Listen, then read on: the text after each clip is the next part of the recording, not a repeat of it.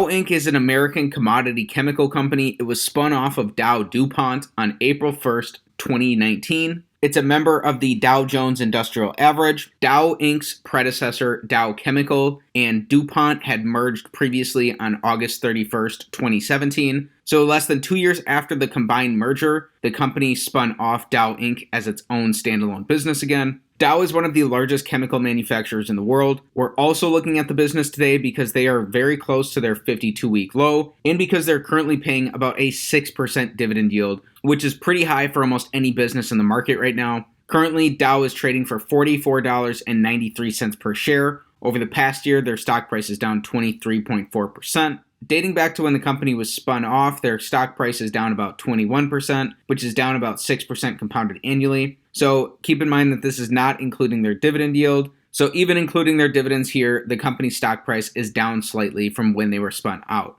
Dow is trading about $2 over their 52-week low, and they're down about $30 from their 52-week high. They are a large business. They have a $32.5 billion market cap. For more background about the company, Dow Inc. is a diversified chemical manufacturing company. It combines science and technology to develop innovative solutions that are essential to human progress. Dow's portfolio is comprised of 6 global business segments, organized into 3 operating segments. These include packaging and specialty plastics, industrial intermediates and infrastructure, and performance materials and coatings. Interestingly enough, Dow also engages in property and casualty insurance as well as reinsurance. This version of Dow Chemical, Dow Inc., was incorporated in 2018 and is headquartered in Midland, Michigan. For our fundamental analysis, we're performing the Select 6 analysis, taking a checklist-style approach of 6 standard financial metrics to come to a holistic and beginning understanding of Dow based off their business fundamentals. This analysis will continue to evolve and improve over time. It's still a work in progress, and it's an opportunity to learn in public. With that said, let's get right into today's analysis. Starting off with metric number 1, we want their average return on capital over the last 5 years to be above 14%.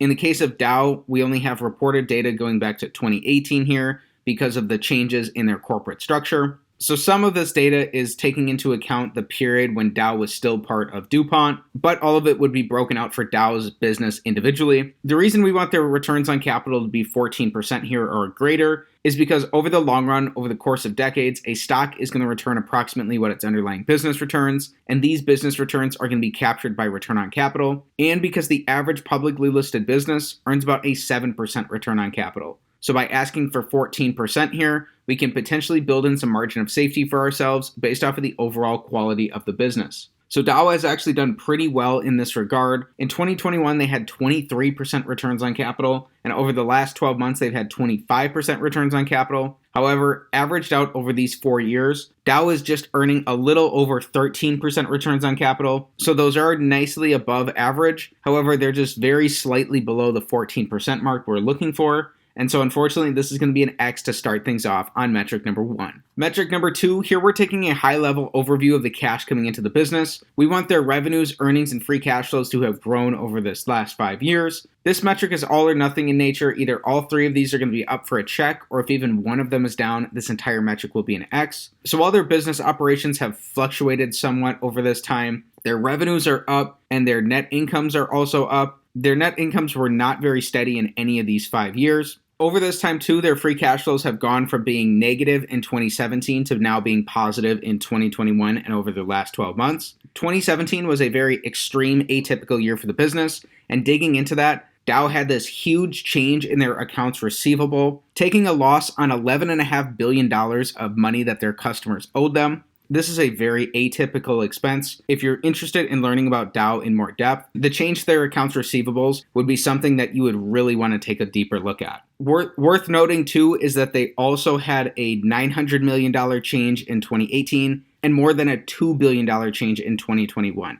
This looks like this is an ongoing issue for Dow, and you would just really want to understand this in a deeper capacity. Nevertheless, their free cash flows are still up over this time. So all 3 of these, their revenues, earnings, and free cash flows are up over 5 years. And this is our first check here on metric number 2. Metric number 3, here we're looking at the business from the perspective of an individual shareholder in the company. We want their earnings per share to have grown over the last 5 years. Even with some fluctuation in their earnings over this time, we're seeing that this is the case. Their earnings per share have increased from being negative in 2017 to now they're pretty positive in 2021 and over the last 12 months. Additionally, over this time, their shares outstanding are basically flat, which is good because during all of these different corporate transitions, the business has not had to significantly dilute shareholders. And so this is another check here on metric number 3. Metric number 4 is going to be very similar. Here we're looking for free cash flow per share growth over the last 5 years. Again, because of that huge change to their accounts receivable, they had pretty negative free cash flows in 2017. However, over these other 4 years, they've produced positive free cash flows. And over the last 12 months, they've also had free cash flows.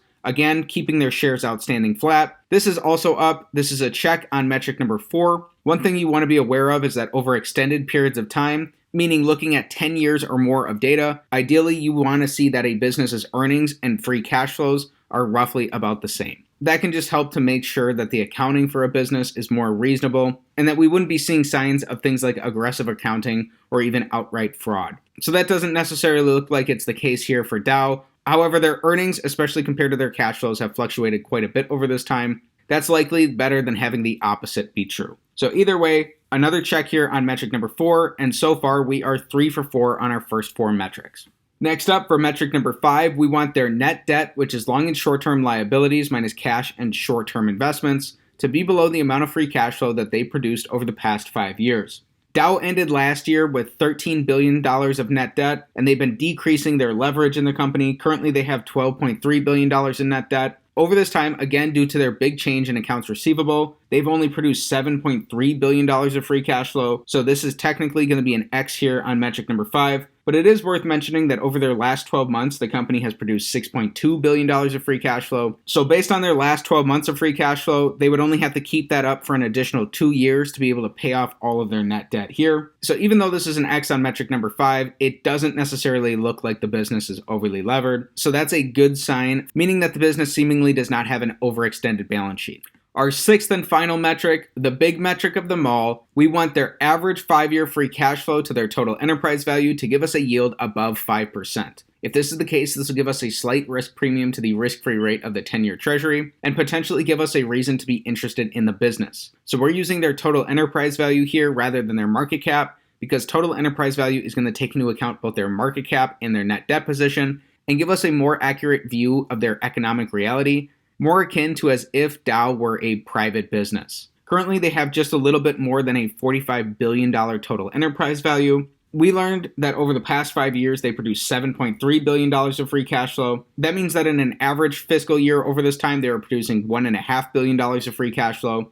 So when we divide their $1.5 billion of average free cash flow by their $45 billion enterprise value, that is only going to give us an average free cash flow to enterprise value yield of about 3%. So that is below where the rate of the 10-year treasury is at currently. Again, this is significantly impacted by their negative cash flows in 2017. So to get a potentially more accurate picture of the business here, when we're taking their last 12 months of free cash flows, which are $6.2 billion, and dividing that by their total enterprise value to get a current free cash flow to enterprise value yield, that gives us about a 14% current free cash flow to enterprise value yield here. So the true economic reality for the business is likely somewhere between the two. And so even though this is an X on metric number 6, based off of their averages, it's likely that Dow is in better position than what this metric would reflect. Then as mentioned, Dow is currently paying out a 6% dividend yield. So here we're looking at their dividend profile. People make mistakes all the time by blindly chasing dividend yield, so it's important to stop and look at the underlying fundamentals of a business to determine if that company's dividends are healthy and supported by their cash flows, potentially making them more sustainable going forward into the future. So Dow has been paying out dividends as a standalone business since 2019. Over this time, Dow has been able to healthily support their dividends in all 3 of these years. They've earned plenty of free cash flows and have never paid out more than 50% of their cash flows as dividends. Coupling this with a reasonable debt load for the business, it looks like management is actually doing a pretty decent job of capital allocation here.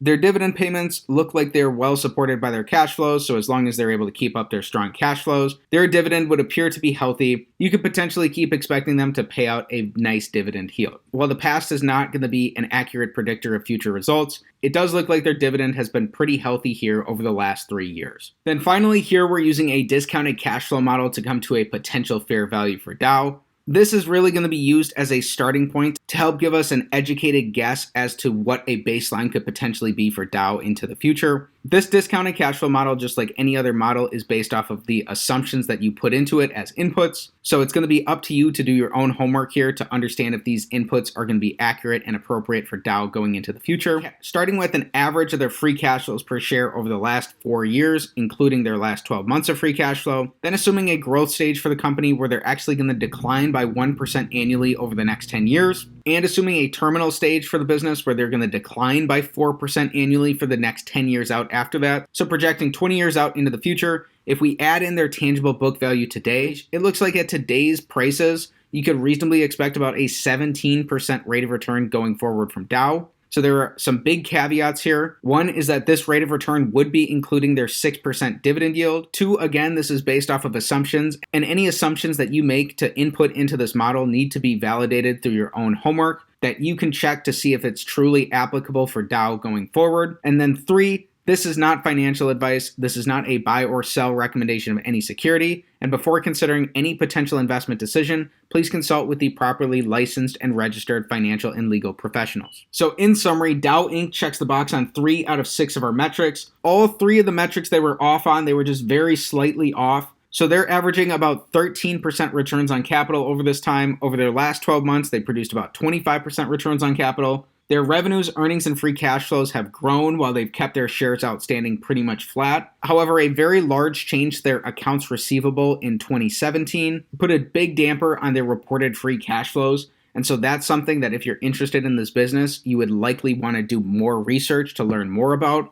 Even still, their per share metrics were up. However, because of their big negative free cash flows in 2017, both their net debt position and their average free cash flows to their enterprise value look skewed. And so those were off on our metrics. However, if we're using their current free cash flows, even though that's not giving us as much of a track record as we would like, it actually does look like both of those are in pretty good shape. And their current free cash flow to enterprise value yield is especially interesting and potentially attractive here. Then looking at their dividend profile, we learned that the business has been healthily supporting their dividends with a lot of cash flows since they started paying out dividends as a standalone business just over 3 years ago. And finally, using a discounted cash flow model based off of educated assumptions based on Dow's abilities to grow their free cash flows in the past, we learned that a reasonable return for the business from today's prices would be about 17% compounded over the next 20 years. So it is important to do your own homework and to take that with a grain of salt. That's just used to give us a baseline estimate into the future, and it's not likely that that is actually going to be accurate. So you have to determine for yourself what kind of inputs are going to be applicable here for Dow. If that were the case, that 17% would take into account their current 6% dividend yield,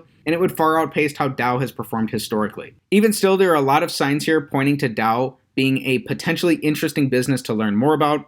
Before we talk about the resources to learn more about Dow, again, want to reiterate that this type of analysis is not financial advice. It is not a buy or sell recommendation of any security. And before considering any investment decision, please consult with the properly licensed and registered financial and legal professionals. Instead, this analysis serves as a holistic and beginning understanding of Dow based off of their business fundamentals to help you determine if it's worth your while to dig in and learn more about the company going forward. So if you're interested in learning more about Dow, I'd recommend starting with their filings. You can read through their historical 10Ks to get a deeper sense of the history and the operating results of the business. Dow has been a big part of American business over the years, and it has a pretty long and storied history. After you're done reading through their 10Ks, I would also recommend reading through their 10Qs, as well as some of their recent quarterly earnings call transcripts to get a more up-to-date picture of the business on a quarter-to-quarter basis.